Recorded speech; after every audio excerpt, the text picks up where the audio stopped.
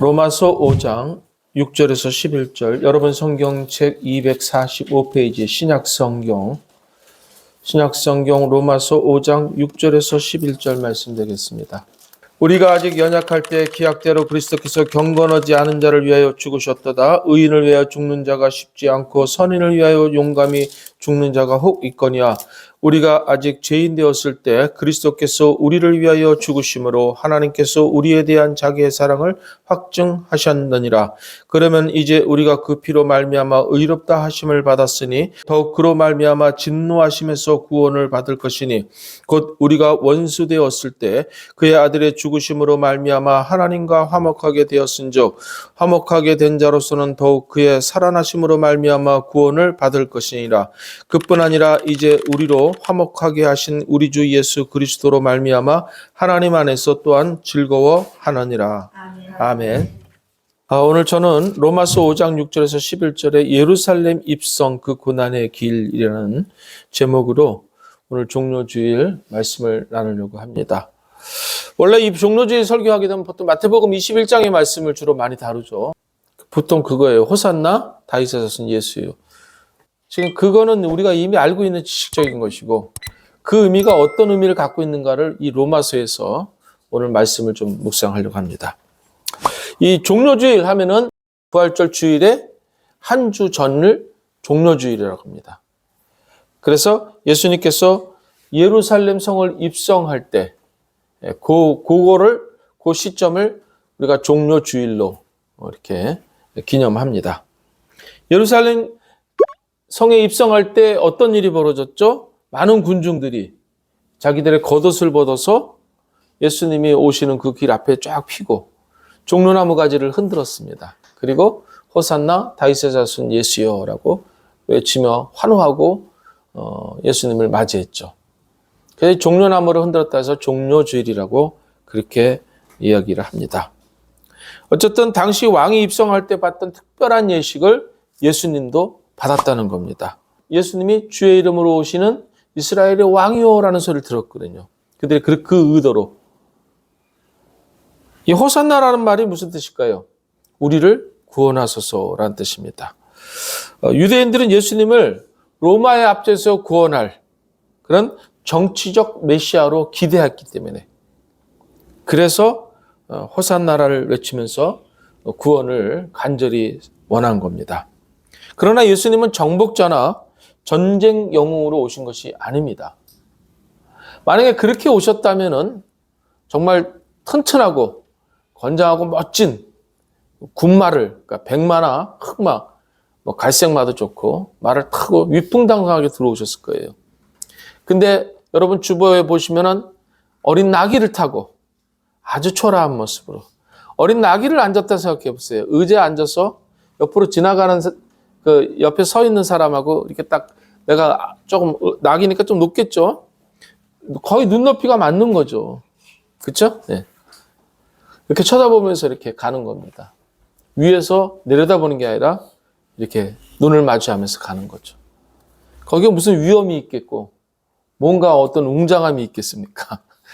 전혀 그렇지 않죠. 어린 나귀를 타고 오는데 예수님 바로 그렇게 겸손한 모습으로 군중들에게 행동으로 메시지를 먼저 보여주신 거예요. 종료주일의 핵심이 바로 여기에 있는 것입니다. 바로 인간이 바라는 것과 하나님의 뜻 사이에 간극이 있다라는 것을 보여주고 있습니다. 차이가 있다는 거예요. 종료주일은 우리의 인식과 현실 사이에서 하나님과의 뜻과 계획의 차이가 느껴지는 이 갈등이 보여주는 바로 그 주일이 바로 이 종료주일이 담고 있는 의미라는 겁니다. 사람들은 정치적 구원자, 군사적 지도자를 기대했으나 예수님은 오히려 어떤 거요? 내면의 죄와 고통 문제, 죽음으로부터의 인류를 구원하기 위한 그런 영육의 구원의 길을 선택하셨다는 겁니다. 이것은 굉장히 밀접한 우리의 신앙생활의 부분을 보존하는 거예요.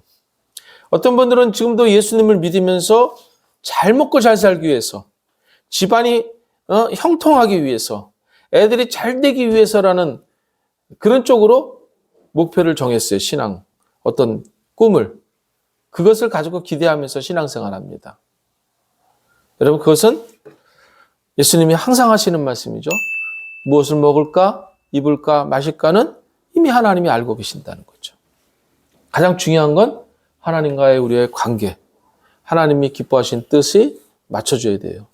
그것을 하다 보면은 그 신앙이 초점이 되면은 나머지 거는 해결되는 거죠. 근데 항상 이게 순위를 바뀌어서 생각을 합니다. 딱 이거죠. 오늘 본문이.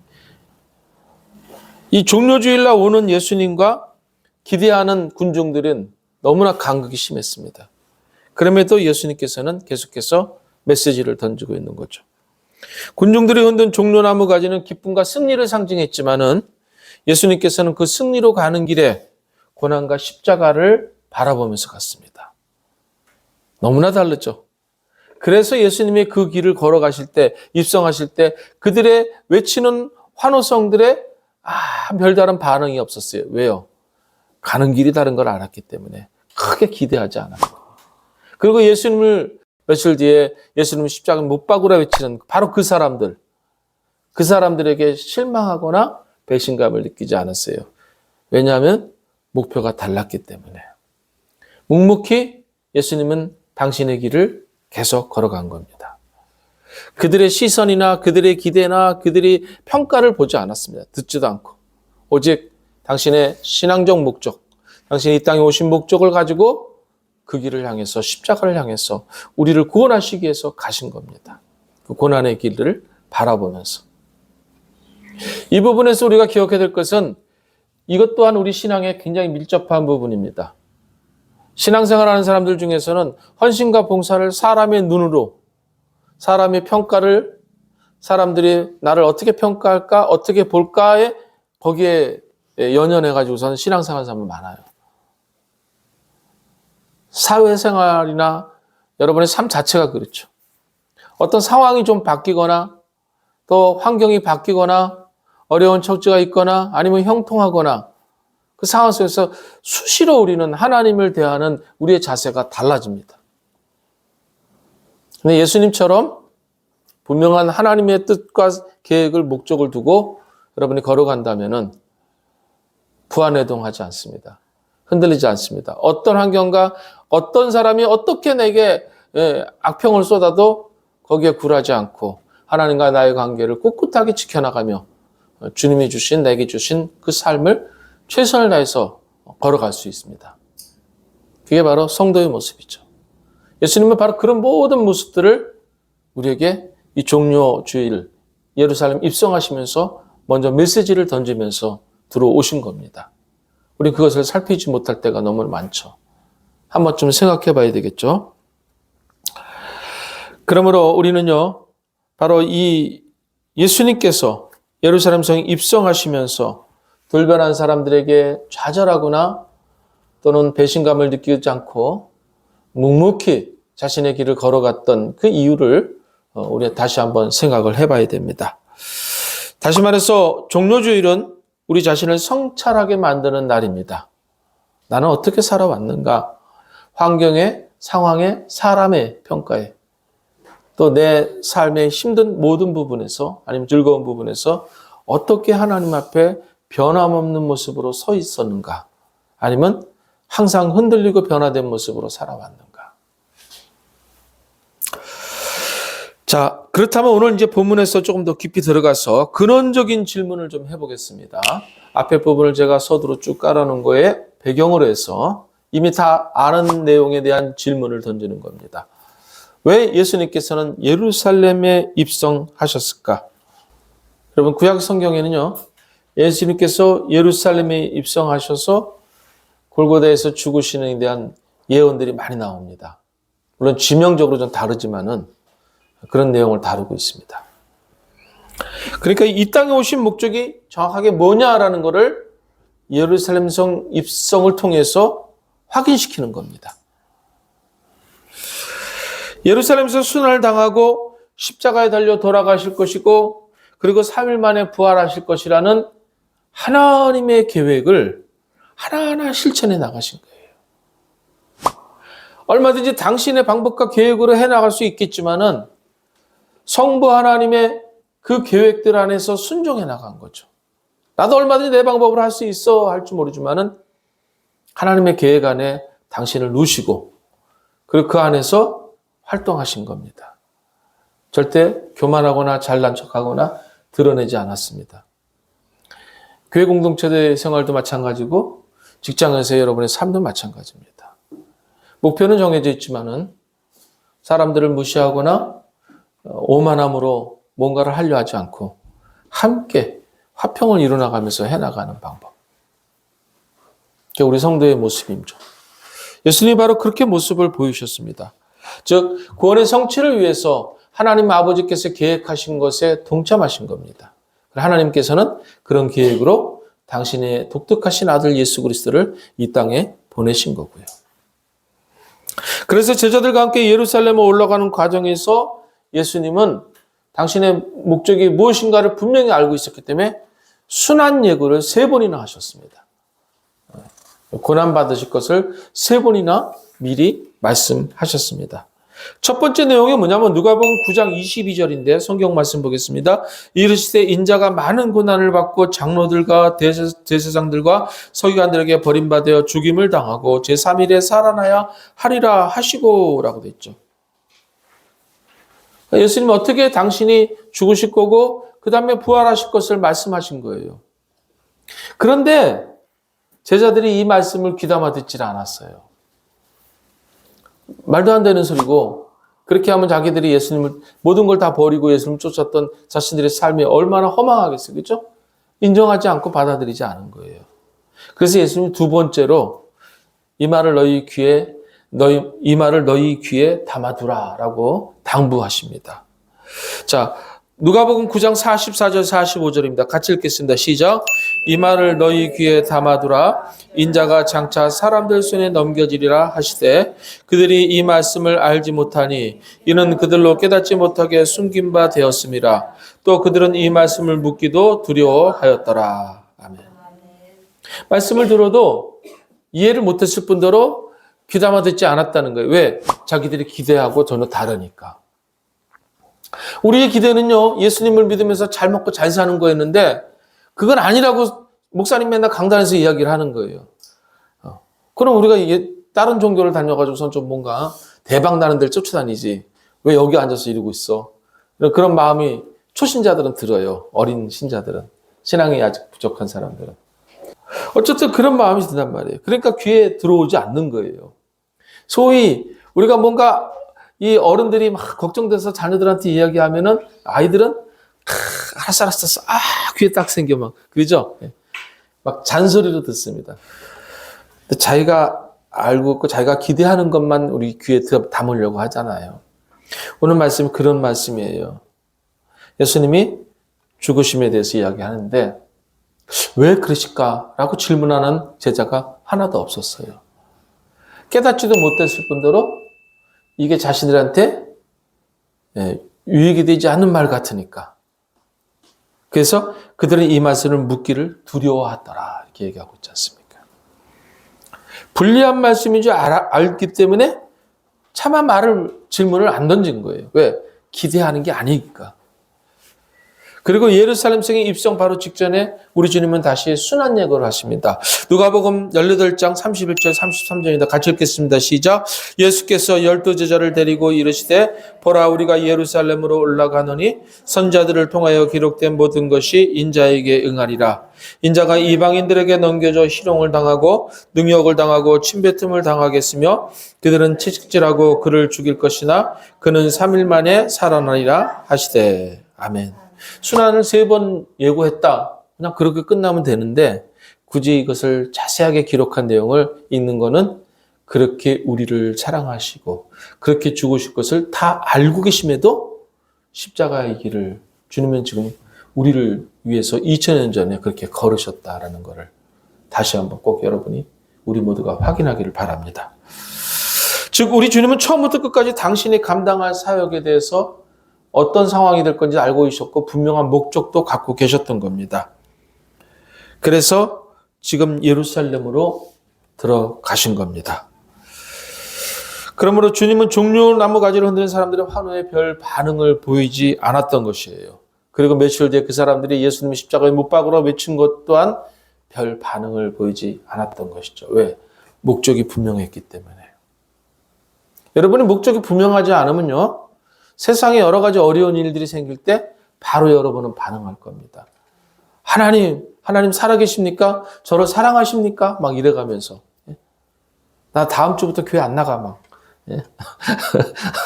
나 그 사람 보기 싫어서 교회 안 나가. 이런 사람들도 있잖아요. 왜? 목적이 이상했으니까. 목적은 나의 하나님과 나와의 관계에서 하나님의 자녀로 살아가는 게 목적이고 하나님이 기뻐하시는 삶으로 성장해 나가는 게 목적인데 자꾸 와서 사람 보이고 사람 소리 듣고 그러니까 어떻게 돼요? 자꾸 물에 빠지는 거예요. 베드로처럼. 바람 소리 듣고 바람 보면서 예수님만 바라보면 되는데. 여러분 우리 신앙생활에 이런 위기는 늘 있어요. 늘 이런 도전이 있습니다. 여러분 주위의 사람들 때문에 나 시험 들었어. 연약하니까 그럴 수 있는 거죠. 근데 어느 정도 이해는 돼요. 왜?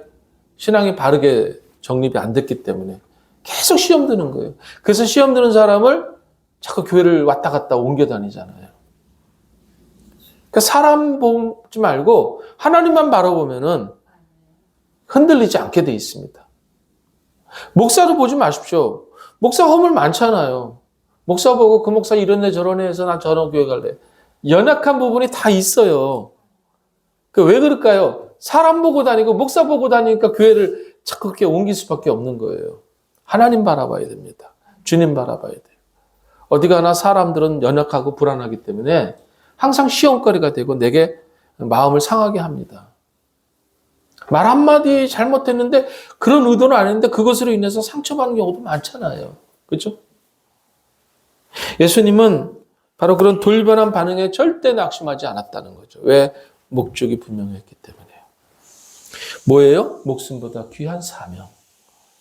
우리를 하나님의 자녀로 회복시키는 겁니다. 구원하기 위해서. 그렇습니다. 예수님께서는 바로 그 길을 올라가신 거고 제자들은 그것을 깨닫지 못했습니다. 본문의 이 로마서 5장 6절 11절에서 사도 바울은 예수님께서 예루살렘에 입성하시는 의미와 나아가 십자가에서 자신을 들이신 의미를 구체적으로 설명하고 있어요. 세 가지로 제가 정리해 드릴게요. 첫 번째, 십자가에서 돌아가신 것은 하나님의 사랑을 확증하시기 위함이다라는 거예요. 6절, 8절 볼까요? 우리가 아직 연약할 때 기약대로 그리스도께서 경건하지 않은 자를 위하여 죽으셨도다. 의인을 위하여 죽은 자가 쉽지 않고 선을 위하여 용감히 죽은 자가 혹 있거니와 우리가 아직 죄인 되었을 때 그리스도께서 우리를 위하여 죽으심으로 하나님께서 우리에 대한 자기의 사랑을 확증하셨느니라. 그렇습니다. 아멘. 여기에 핵심 부분이 있어요. 뭐예요? 우리의 현실, 즉 실존을 정확하게 진단하고 있다는 거예요. 첫 번째 6절에 우리가 아직 연약할 때, 연약한 존재라는 것이죠. 그래서 그리스도께서는 경건하지 않은 자를 위해서 죽으셨다는 거예요. 우리가 연약한데, 연약하다는 건 뭐예요? 하나님 앞에서 거룩하지 못한 삶을 살고 있다는 거예요. 쉽게 무너지는 질그릇과 같은 존재라는 거죠. 그럼에도 우리를 소중하게 여기시고 우리를 위해서 대신 생명을 던지셨다는 거예요. 8절에 우리가 아직 죄인 되었을 때 알았습니다. 죄인 되었다는 게 뭡니까? 죄를 짓고 사는 거예요. 늘 죄를 짓고 죄 짓고 사냐. 마음에 미워하고 시기하고 질투하고 원망하고 나쁜 마음 품고 우리 그렇게 살지 않습니까? 그럼에도 우리를 사랑하셔서 그 죄인을 위해서 자기 생명을 내놓으셨다는 거예요. 의인을 위해서는 혹 죽는 사람이 있을 수 있다는 거예요. 오늘 성경에. 그런데 죄인을 위해서 죽는 사람은 없다는 거죠. 근데 죄인을 위해서 우리하고 전혀 말 한마디 섞지도 않았잖아요. 여러분 예수님하고 말 섞은 적 있어요? 한 번도 안 섞었단 말이에요. 예수님 만나기 전에. 그런데 예수 믿기 전에도 예수님 우리를 위해서 십자가에서 죽으셨다는 거죠. 10절에 보면 우리가 원수 되었을 때 원수 되었다는 건 뭐예요? 단순하게 그냥 죄를 짓고 살아가는 게 아니라 하나님을 대적한 적이 있었다는 거예요. 하나님 믿는 사람들은 막 욕하고 막 싸우고 신앙생활 못하게 막 방해하고 막 얼마나 많은 사람들이 그랬습니까? 그런데도 불구하고 그를 위해서 당신의 아들을 죽이셨다는 거예요. 그렇습니다. 하나님을 우리가 찾을 수도 없고 아직 알지도 못하는 그때 하나님께서는 우리를 위해서 당신의 아들을 내놓으신 거예요. 연약할 때라는 건 하나님을 찾지 않을 때라는 거예요. 그리고 죄인이었다는 것은 우리가 하나님과 단절된 상태였다는 거죠. 원수되었다는 것은 하나님을 대적하면서 알고선도 하나님에 대한 지식을 알면서도 하나님을 대적하고 그랬던 그런 우리를 위해서 아들을 죽이셨다는 겁니다. 어떻게 보면 이거는 우리 세상적으로 얘기하면 아무 쓸모도 없고 있어야 될 존재 가치가 없는 그런 우리를 위해서 아들을 아낌없이 내놓으신 겁니다. 예수님은 그런 우리를 위해서 당신의 모든 것을 다 내놓으시고 죽으셨다는 거죠. 그것도 오늘 본문의 내용처럼 처참하게 조롱과 모든 멸시와 모든 고통을 최고의 극형인 십자가에서 당신을 죽이신 겁니다. 왜요? 우리 죄를 담당하시기 위해서. 두 번째로 예수님은 죽음은 우리의 구원의 증표라는 겁니다. 9절에서 10절 말씀, 그러면 이제 우리가 그 피로 말미암아 의롭다 하심을 받았으니 더욱 그로 말미암아 진노하심에서 구원을 받을 것이니 곧 우리가 원수 되었을 때 그의 아들을 죽으심으로 말미암아 하나님과 화목하게 되었으니 화목하게 된 자로는 더욱 그의 살아나심으로 말미암아 구원을 받을 것이니라. 구원을 받았다는 증표라는 겁니다. 즉 다시 말해서 그리스도의 십자가의 상징은 뭡니까?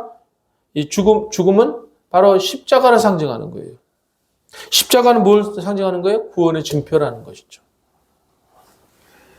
예수님께서 십자가에서 내려오지 않은 이유가 뭐가 있을까요?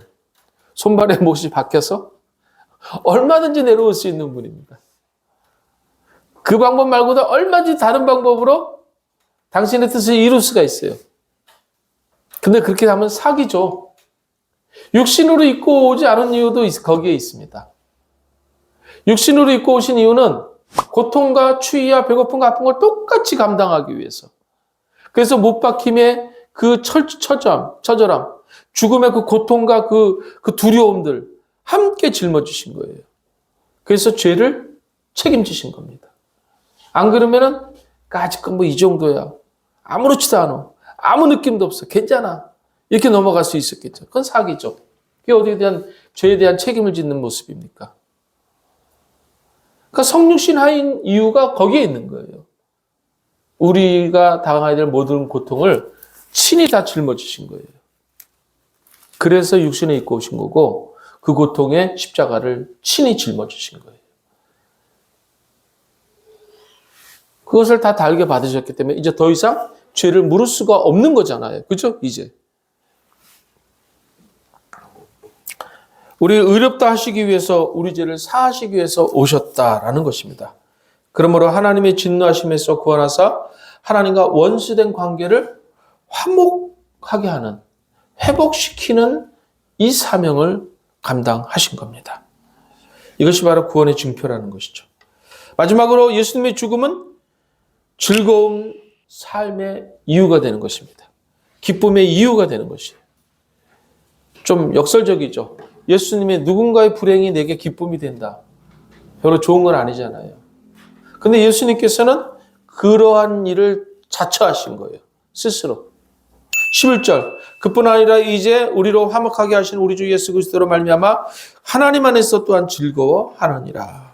즐거움. 이 말씀을 제가 여기서 꼭 제가 붙잡은 이유가 뭐냐면 여기 본문에 누리자라는 말씀이 있어요. 누리자. 그죠? 여기서 보면 즐거워하는이라는 이게 바로 그거예요. 즐거워한다는 게 누린다는 의미예요. 그래서 1절에 보게 되면 그러므로 우리가 믿음으로 의롭다 하심을 받았으니 우리 주 예수 그리스도로 말미암아 하나님과 화평을 누리자라고 돼 있죠. 같은 맥락의 말씀이에요. 이게 누린다는 표현이 뭐냐면 삶 속에 적용한다는 거예요. 예수님이 나를 위해서 오셨고 내 죄 사함을 받았고 내가 하나님의 자녀가 되었고 그런 나는 하나님의 자녀로서 이제 하나님이 나 인도하실 거까지는 다 아는데 누릴 줄을 몰라요. 거기에 대해서 그것을 즐길 줄은 모르는 거예요. 엔조이라고도 합니다만 기쁨을 누리지 못하는 거예요. 그래서 교회 다니는데도 늘 죄송합니다. 죽상으로 다니는 사람들이 있어요. 늘 근심염려합니다. 조금 무슨 일이 생기면 염려하고 근심하고 걱정하고 물론 해야죠. 사람이니까. 근데 잠깐은 그게 스쳐 지나갈 수 있지만 그게 계속 내 마음에 자리 잡아서는 안 돼요. 두려워하고 걱정하고 근심하고 염려하는 건 뭡니까? 누리지 못하는 거예요. 왜? 이게 무슨 말이냐면 이미 나는 하나님의 자녀가 돼서 예수 그리스도께서 승리하셨기 때문에 지금 지나가는 터널을 지나가는 과정인데 여기서 두려워하고 염려하고 있으면 뭡니까? 누리지 못하는 거예요. 야, 이건 지나가는 거야. 지나고 나면 아름다운 이 풍경이 내 앞에 눈에 펼쳐져 라는 믿음을 갖고 룰루랄라 하면서 즐겁게 막 앞에 있는 것들을 막 이 어둠에 헤쳐나가면서 막 열심히 가면 되는데 자꾸 근심하고 염려하고 걱정되고 목사님 어떡하면 좋아요. 물론 서로 기도하고 그래야 되겠지만은 문제가 되면. 근데 그게 거기에 갇혀 있는 사람이 너무나 많은 거예요. 이게 삶에서 적용할 줄 알아야 돼요. 여러분이 어려운 문제 생길 때 걱정, 염려가 왜 안 생기겠습니까? 그렇지만 어떻게 돼요? 우리 주님이 십자가에서 나를 위해서 죽으셨어. 그리고 내가 하나님 자녀가 되었고 그런 나를 하나님은 책임져 주셔. 지금 이게 내게 어려울지 모르지만은 이거는 반드시 지나가는 그냥 비에 불과해. 여러분 그런 마음 가지시기 바랍니다. 소나기에 불과한 거예요. 여러분 이것이 있는 사람과 없는 사이의 차이점이 있습니다. 사도 바울은요. 우리가 누리는 즐거움이 얼마나 큰 건지 설명하는데요. 2절 4절 말씀입니다. 로마서 오늘 본문의 2절 4절 말씀 같이 한번 읽어보겠습니다.